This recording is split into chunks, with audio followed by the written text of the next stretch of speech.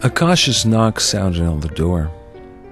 In unison, and with glasses still raised, the women looked up and watched it open with matching modesty.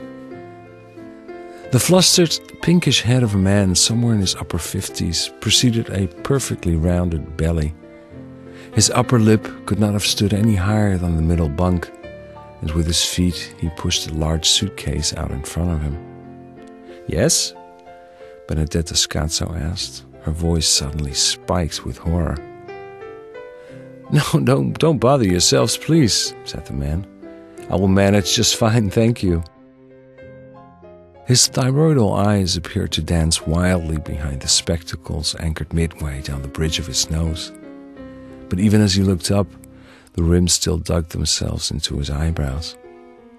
"My, it's all ladies," the man said, in a shrewdly reluctant pose, half to himself and half toward what had naturally become his audience. "I didn't know, didn't expect. Is this right? Why, let me see if I've read this correctly."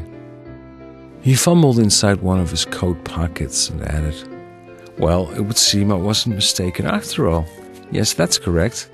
That's what my confirmation says, cabin number 94, he floundered on, unfolding a sheet of paper with the Doria Shipping Company emblem recognizable at the top, and matched it with a number scratched in white chalk on the side of a suitcase. "I was assigned this cabin, 94. There it is, see?" "Yes, I see, but as you can see, it's a women's cabin," Benedetta Scazzo said, her assertiveness matching her near corpulence rather beautifully. "You surely don't expect to be occupying this cabin, do you?" "Well, miss, if it makes you feel any better, I will certainly not stop you from moving to other quarters. Until you do, however, would you be so kind as to point out which bunk is not yet occupied?" "This is insane." Now Domenica too took up arms, pulling herself up from the hem of her sister's dress to keep from toppling over. "You surely do not." "I'm afraid, miss, that this is the cabin I've been assigned. Would you like to have a look at my ship card?" "No, not really. What I would like to do is have a word with the ship's captain." "Don't let me stop you, but in the meantime, would you be so kind?" the little man insisted. Domenica blinked her eyes, not quite getting her focus right, while steadying herself by hooking her elbow behind the board of her bunk. Looked like she wanted to offer her thoughts on the situation, but no words, slurred or otherwise, came out of her. So Lydia offered hers. "I don't believe there is such a thing as a women's only cabin," she said. "At least not in second class.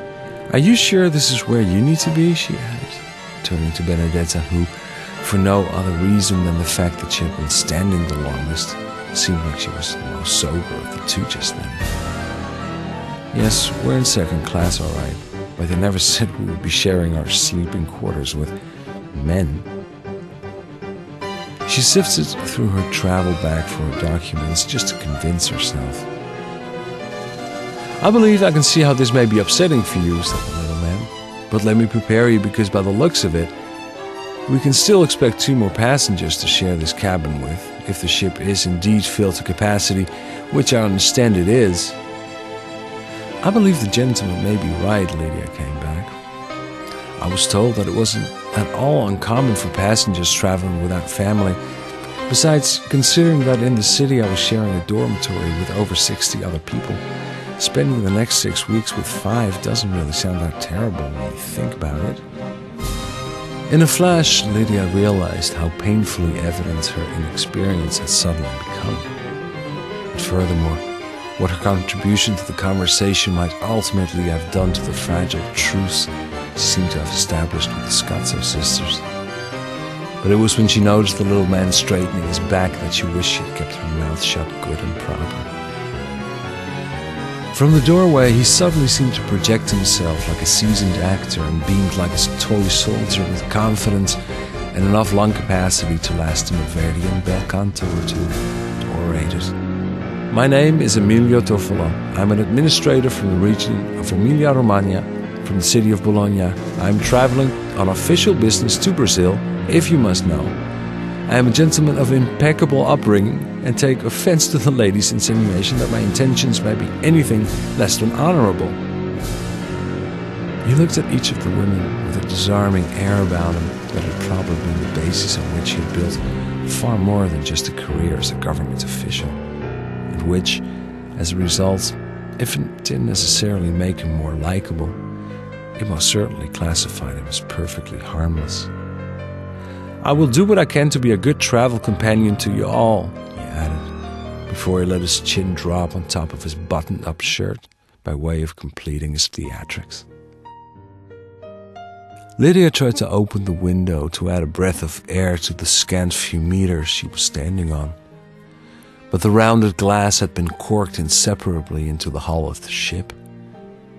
She felt she might suffocate and decided to find the deck again after several pulls. Without a word to her cabin mates, she took her leave and set off to wander the labyrinth of corridors in search for it.